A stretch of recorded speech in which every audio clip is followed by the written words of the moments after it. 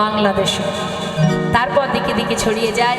আর গৌর হরি তিনি যে কীর্তন করেছিলেন সেটা হলো হরিনাম সংকীর্তন, অর্থাৎ মহামন্ত্র হরিনাম। হ্যাঁ, তো আসুন, আমরা এত সময় গৌর কথায় ছিলাম, এবার আমরা চলে যাব লীলা কথায়। তো লীলা কথায় যাওয়ার আগে সবাই মিলে দুটি বাহু তুলে আমরা একটা ভজন শুনতে শুনতে লীলায় চলে যাব। কেমন? জয় রাধেশ্যাম জনিতা জয় গো। মায়েরা বলে তুমি জানি একটু শোনা। রাধে রাধে রাধে।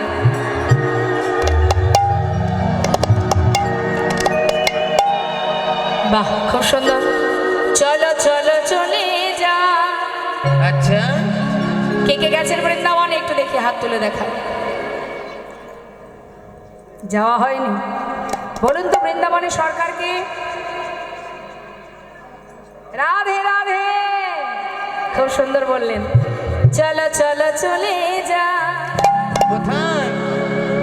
বৃন্দাবনে চলো রে সবাই।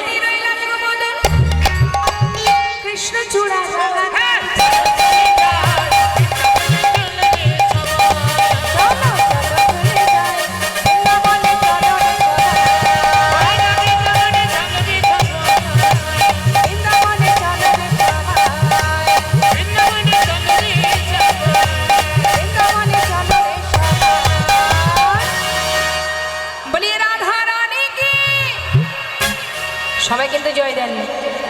যারা হাত তুলে জয় না দেবেন বৃন্দাবনে কিন্তু যাওয়া হবে না। সবাই মিলে একসঙ্গে বলবেন, বলিয়ে রাধা রানী কি।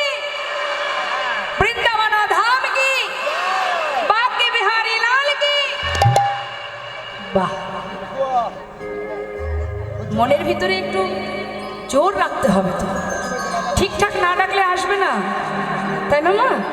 ডাকার মতো ডাকতে হবে, না ডাকলে আসবে? হরি বল। মধুময় শ্রীধাম বৃন্দাবনে ভগবান কৃষ্ণের সঙ্গে মিলন হয়েছিল যে ভক্তের কথা আমরা শ্রবণ করব। মুর্শিদাবাদ জেলার মস্ত বড় জমিদার, যার নাতি মস্ত বড় জমিদার গোবর্ধন দাস। আহা, যে বড় জমিদার, আহা, এই যে লালাকে ঠাকুরদাদা নাম রেখেছিল, যার নাম ছিল বাবা গঙ্গা গোবিন্দ সিংহ। এই গঙ্গা গোবিন্দ সিংহ, তার ছেলের নাম ছিল প্রাণকৃষ্ণ সিংহ। একটু মন দিবেন কথার মধ্যে মা। আমাদের ভক্তের কথা কেন শুনতে হয় জানেন? ভক্তের জীবনী শুনলে কিছুটা অভিজ্ঞতা হয়। কি হয়? যে কেমন করে ভক্ত ভগবানকে ভালোবেসেছিল, সেটা জানা মানেই কিন্তু আমরাও সেই পথ, যাতে সেই পথ আমরাও ধরতে পারি, সেই পথ অনুসরণ করতে পারি, সেই জন্য ভক্তের জীবনী শুনতে হয়। তা বলছি, গঙ্গা গোবিন্দ সিংহের ছেলের নাম প্রাণকৃষ্ণ সিংহ, আর প্রাণকৃষ্ণ সিংহের ছেলের নাম কৃষ্ণচন্দ্র সিংহ। এই যে কৃষ্ণচন্দ্র সিংহ মা, এই কৃষ্ণচন্দ্র সিংহের ঠাকুরদাদাকে, কে ঠাকুরদাদা? আমার সঙ্গে কথা বলতে হবে কিন্তু, না হলে কিন্তু জানবো আপনারা শুনছেন না। গঙ্গা গোবিন্দ সিংহ, তাই তো? ভালো করে জানুন, তিনটে জেনারেশন ভাবুন। প্রথম হচ্ছে গঙ্গা গোবিন্দ সিংহ, তার ছেলে প্রাণকৃষ্ণ সিংহ, তার ছেলে কৃষ্ণচন্দ্র সিংহ। তাহলে কৃষ্ণচন্দ্র সিংহের ঠাকুরদাদা হলো গঙ্গা গোবিন্দ সিংহ।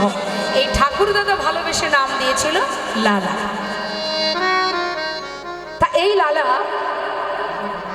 একটু একটু করে যখন তার 12 বছর বয়স, একটু শান্ত হন, শান্ত হয়ে বসুন। 12 বছরের ছেলে অনেকেরই ঘরে আছে। তার ছোট্ট ছেলেটি কাচারি বারান্দাতে বসে আছে, আর ওই জমিদার মহলে একজন কন্যাদায়গ্রস্ত পিতা, তিনি কিছু সাহায্যের জন্য এসেছেন। এখন ওই জমিদার মহলের একটা নিষেধাজ্ঞা আছে যে তিনি ওই মহল থেকে কাউকে কোনোদিন কিছু দান করবেন না, যখন তখন যাকে খুশি তাকে দান করতে পারবেন। এখন যখন একজন কন্যাদায়গ্রস্ত ব্রাহ্মণ এসে দাঁড়িয়েছে কিছু সাহায্য নেবে বলে, দাঁড়ি যে দাঁড়িয়ে আছে মা, দাঁড়ি প্রহরী, তার কাছে বারবার বলছে যে আমায় কিছু সাহায্য দিন। দাঁড়ি বলছে, শোনো, এখানে কিছু সাহায্য পাওয়া যাবে না, তুমি চলে যাও। কিছু সে কোনো কথাই শুনছে না। অসহায় পিতা এসেছেন কিছু নেবার জন্য, কিন্তু কোনো কথাই শুনছে না। বারবার সেই দাঁড়ি তাকে ধাক্কা দিয়ে তাড়িয়ে দিচ্ছে। আর এই ঘটনাটা দেখছে তার সন্তান প্রাণকৃষ্ণ সিংহের পুত্র লালা। দূর থেকে দেখে বলছে, দাঁড়ি, তুমি এমন করে বারবার ওনাকে তাড়িয়ে দিচ্ছ কেন? কি চাইছেন উনি? বাবু, উনি এসেছেন কিছু সাহায্য নেবেন বলে, কিন্তু জমিদার বাবুর আদেশ, কাউকে কিছু কখনো সাহায্য করা যাবে না, দান করা যাবে না। কিন্তু ওকে বারণ করা সত্ত্বেও কথা শুনছে না, সেই জন্য ওকে ধাক্কা দিয়ে তাড়িয়ে দিচ্ছি। ছোট্ট ছেলে 12 বছরের শিশু লালা বলে উঠলেন, শোনো প্রহরী, তুমি ভিতরে গিয়ে আমার পিতাকে গিয়ে বলো, সেই যেন আমার আদেশ, আমার পিতা যেন 1000 টাকা এই ব্রাহ্মণকে দান করে দেয়। একজন অসহায় বাবা, সে এসেছে কিছু সাহায্যের জন্য, আর তাকে যে এত বড় জমিদার, যার এত ধন ঐশ্বর্য, সে কিনা এইভাবে তাড়িয়ে দেবে?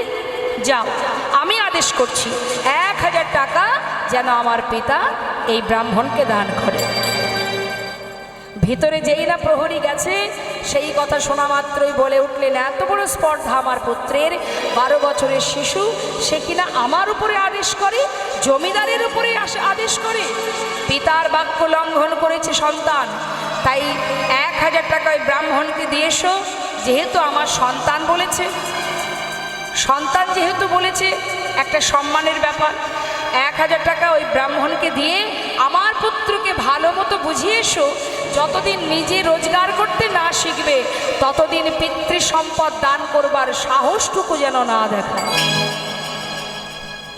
এই কথা যেই না শুনেছে মা 12 বছরের ছেলে লালা, শোনা মাত্রই জীবনে মনে মনে স্থির করে নিলেন, যার এত ধন ঐশ্বর্য, যার এত সম্পদের মালিক, আজ তার মন এত ছোট, এত নিচু মনের মানসিকতা যার, তার সন্তান হয়েছি আমি। এক অসহায় পিতা, কন্যা দায়গ্রস্ত ব্রাহ্মণ দ্বারে এসে দাঁড়িয়ে আছে, তাকে 1000 টাকা দিতে পারছে না, তার সন্তান আমি। সনদারি, পিতাকে গিয়ে জানিয়ে এসো, আমি কথা দিলাম যতদিন আমি নিজে রোজগার না করব, আমি পিতার একটা কোনা সম্পদ আমি কখনো কাউকে দেব না। যেমন পিতা তার তো তেমনই সন্তান হবে গো মা। কি করলেন? মনের জেদ, মনের প্রতিজ্ঞা যে এমন পিতার মুখ আমি আর দেখব না। সেই 12 বছরের সন্তান সব ফেলে দিয়ে চলে গেল বর্ধমান জেলায়। বর্ধমান জেলাতে এসে একটা ফেরেস্তাগারে 20 টাকা বেতনে কাজ করতে শুরু করে দিল। যেমন পিতা তার তেমন সন্তান। ছেলের অভিমান যে পিতার মন এত ছোট, আমি তার মুখ দর্শন করব না। আর এদিকে বাবা, তার তো বয়স হচ্ছে, সন্তান চলে গেল, 20 টাকা বেতনে ফেরেস্তাদারে কাজ করতে শুরু করলো। আর এদিকে দেখতে দেখতে পিতা শয্যাশায়ী হলেন। কিন্তু এমনই ভাগ্য মা, সামান্য একটি ভুলের কারণে আজ চিরতরে সন্তানের বদন না দেখে প্রাণ হারাতে হবে।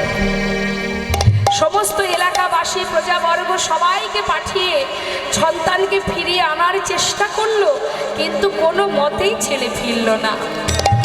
শয্যায় শুয়ে শুয়ে চোখের জলে বুক ভাসিয়ে কাঁদছে প্রাণ কৃষ্ণ সিংহ। হে দয়াময়, এতদিনে আমি বুঝেছি সামান্য একটি কথার জন্য চিরতরে সন্তানকে হারিয়েছি। এতদিনই যা কিছু আগলে আমি বসেছিলাম, এই বিষয়, সম্পদ, ধন, ঐশ্বর্য সবই আমায় ছেড়ে চলে যাচ্ছে। কিন্তু মৃত্যুর আগে নিজের পুত্রের মুখটি দেখতে পেলাম না। আমি ছাড়া আমার সন্তানের আর কেউ নেই প্রভু। আজ আমার সন্তানকে আমি তোমার চরণে সঁপে দিলাম, তুমি ওকে রক্ষা করো প্রভু। কাছে রক্ষা করো হে তুমি, হে ভগবান। হে জগতে সবই কিছু তোমারই তো। রক্ষা করো হে তুমি, হে ভগবান। এ জগতে সবই কিছু তোমারই তো। তুমি আছো হরি বিশ্ব চরাচরে, তুমি আছো হরি এই বিশ্ব চরাচরে। শেষের দিনে হরি ডাকিব তোমারে। তুমি আছো হরি বিশ্ব চরাচরে। শেষের দিনে হরি ডাকিব তোমারে। রক্ষা করো হে ভগবান,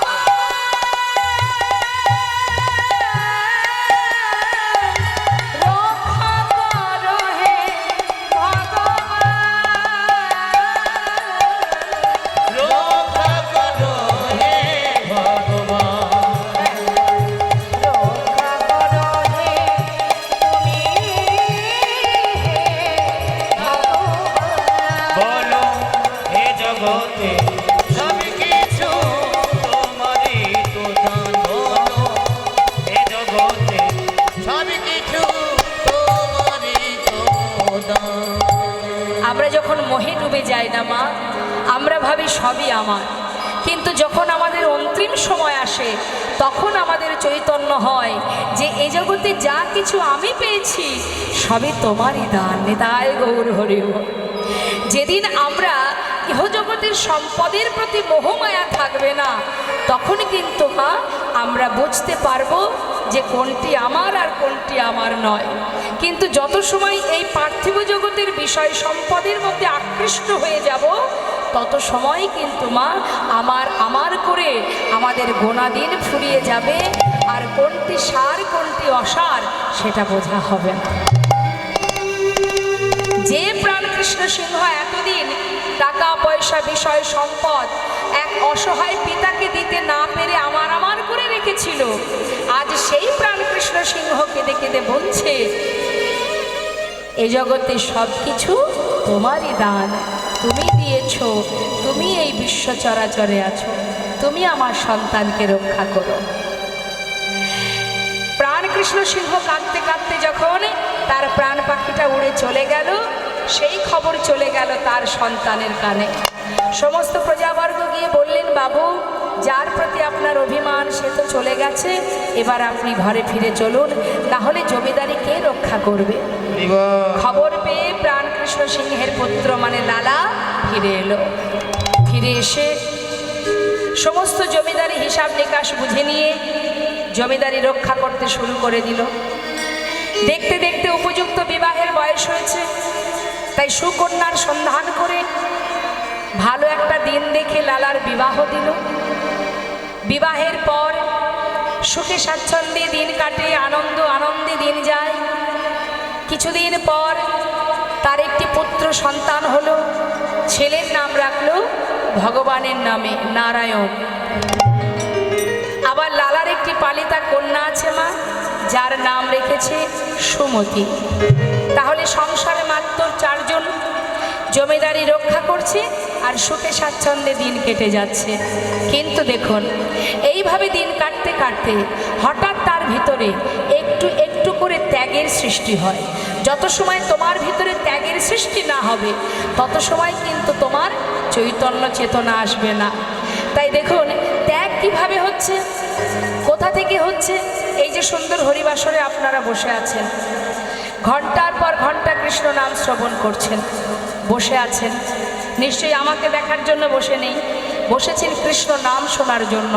তা সেই যে নাম শুনছেন আপনারা, শুনতে শুনতে যদি কখনো কোনো কথা আপনার হৃদয় স্পর্শ করে, সেখান থেকেই আপনার ভক্তি সৃষ্টি হবে, সেখান থেকেই কৃষ্ণ প্রেম জাগরিত হয়। তাই কখন কার মাধ্যম দিয়ে কি হবে কিচ্ছু বলা যায় না মা।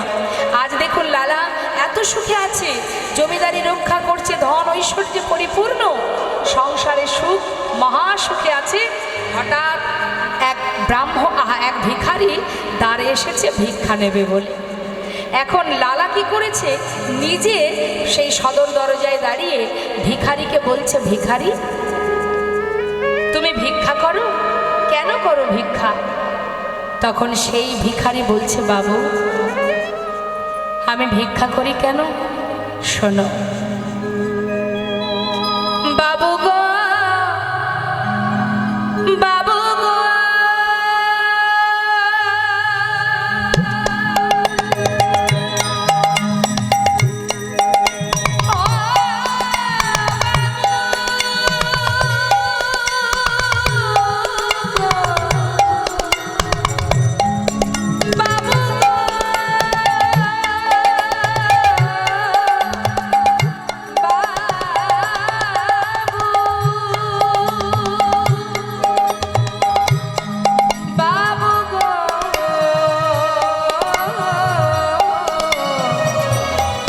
বাবু গো,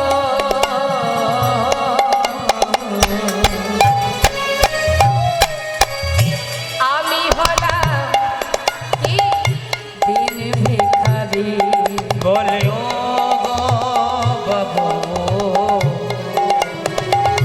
আমি হলাম দিন ভিখারি।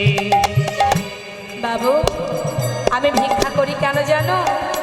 আমার ঘরে আছে গিরিধারী,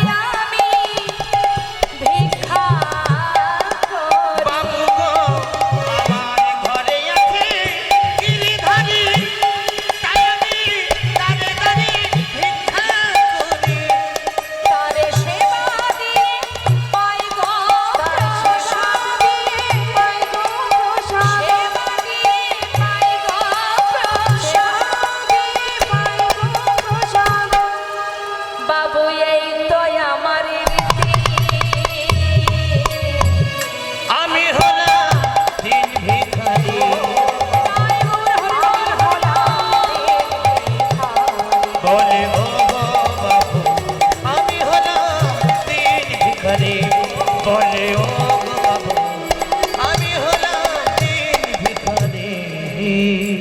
এবার আপনারাই বলুন মা, যে দাঁড়ে দাঁড়ে ভিক্ষা করে গিরিধারীর জন্য ভিক্ষা করে, সত্যি কি সে ভিখারি? কি মনে হয়?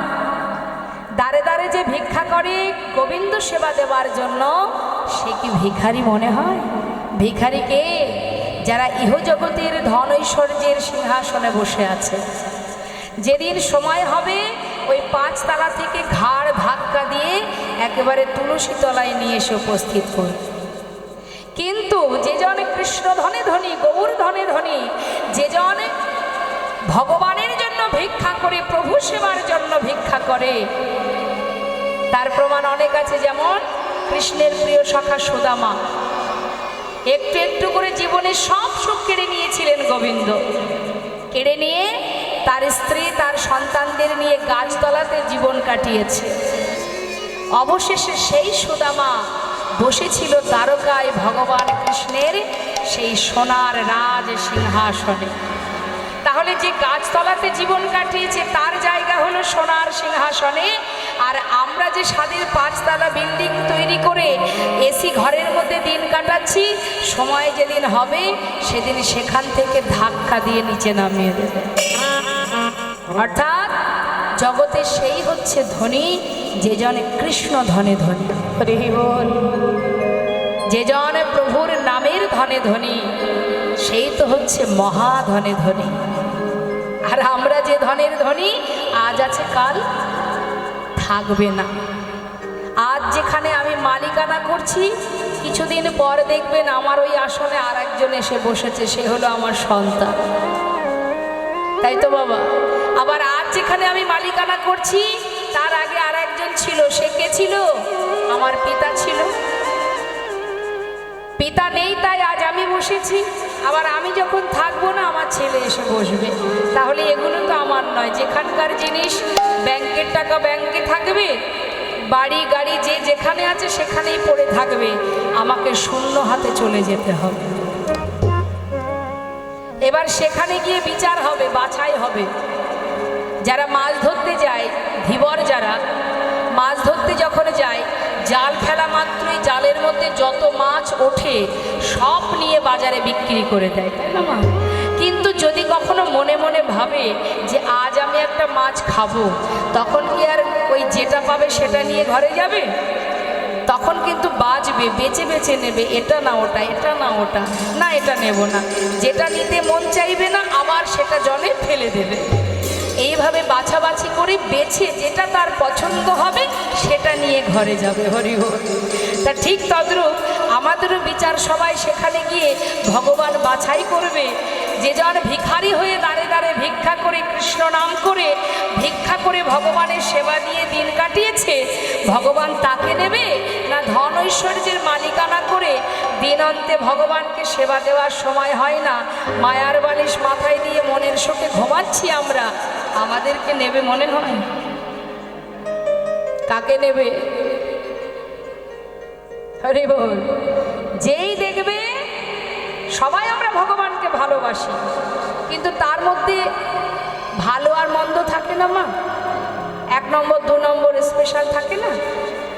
তা যে জন কৃষ্ণ ধনে ধনী তাকে তুলে নেবে, আর আমাদেরকে আবার মর্তে পাঠিয়ে দেবে। যা, এখনো সময় হয়নি তোর, সময় হোক তারপরে আমি তোকে টানবো, তারপরে তোকে আমি কোলে তুলবো, এখনো তোর সময় হয়নি। ওই বিশ্ব ব্রহ্মাণ্ডে গিয়ে আবার ভ্রমণ কর, নিতাই গৌর হরি বল, ছুড়ে দেবে আবার। তাই বলছেন মহাজন,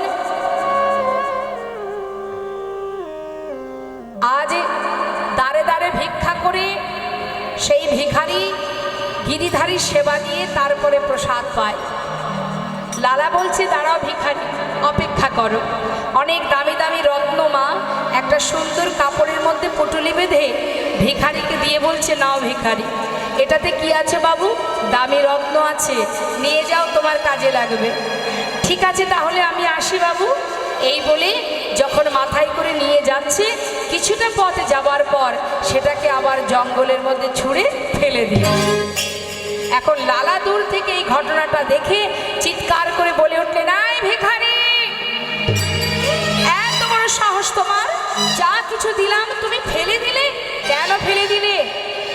বাবু,